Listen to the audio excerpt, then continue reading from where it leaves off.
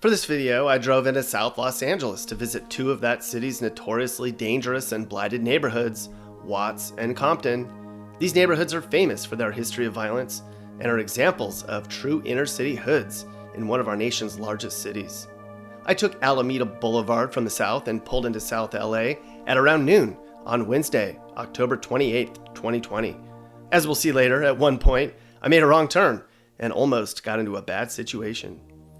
Compton and Watts are both due south of downtown LA. They're right next door to each other, Compton being about 8 miles from downtown and Watts about a mile closer. Both of these neighborhoods gained fame for their overall malaise. In the 1960s, Watts became a household name due to a series of riots. Compton was known primarily as a central point for inner-city gang violence and black-themed hip-hop and rap in the 1980s. For decades, both of these communities were working-class black neighborhoods, but quickly became landscapes infested with youth black violence, shootings, drugs, and gangs. As we'll see, both are now primarily Hispanic communities.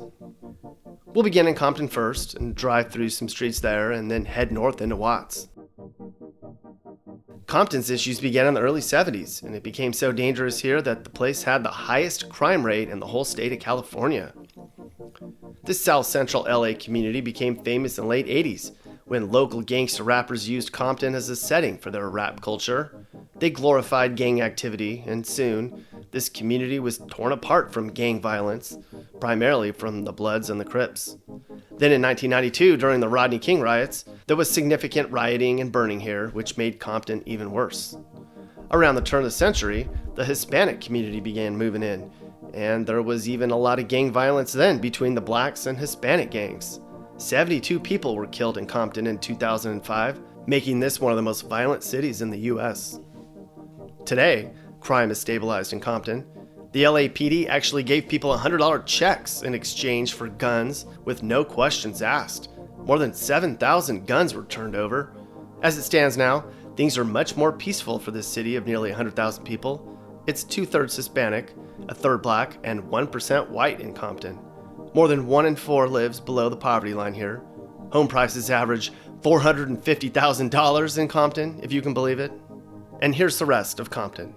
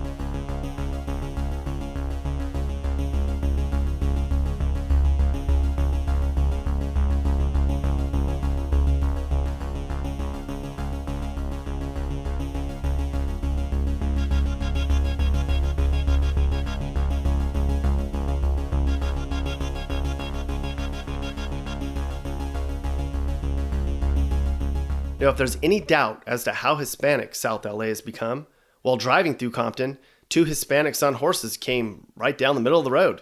This is 7 miles south of downtown LA, people.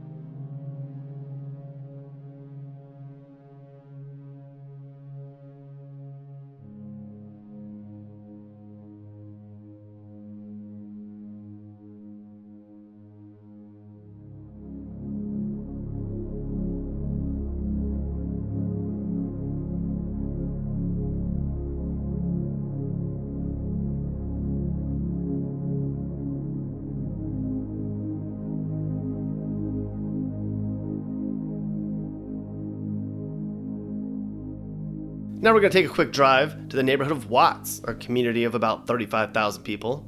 In 1965, Watts saw 6 straight days of riots and looting and burning after the black community mistook a rumor that a black woman was mishandled by the police. 34 people were killed in those riots. Between 1989 and 2005, police reported more than 500 homicides here in Watts, most of them gang-related and tied to wars over control of the drug market. The high crime here and the drug-related violence resulted in a huge exodus of black Americans from Watts. African Americans fled this area, and they moved to other communities in California or fled the state completely. Many wound up in the southern U.S. Like Compton next door, the neighborhood of Watts is 2/3 Hispanic and 1/3 black. It's 1% of all other races combined. Many of the trees have been torn down and replaced with landscaping which resembles Mexico. Average home prices here in Watts are about $350K. This home on Grape Street, shockingly, is selling for $700,000.